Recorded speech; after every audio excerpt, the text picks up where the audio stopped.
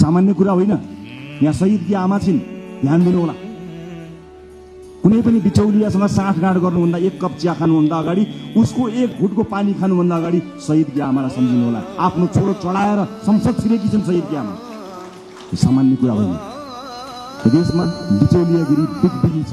मैले छोटो समयको राजनीतिमा जुन देखेँ त्यो अनुभव तपाईँलाई सुनाउँदैछु। तपाईँहरूलाई विचलित बनाउन, तपाईँलाई प्रभावित बनाउनको निमित्त मानिसहरू दौडन्छ।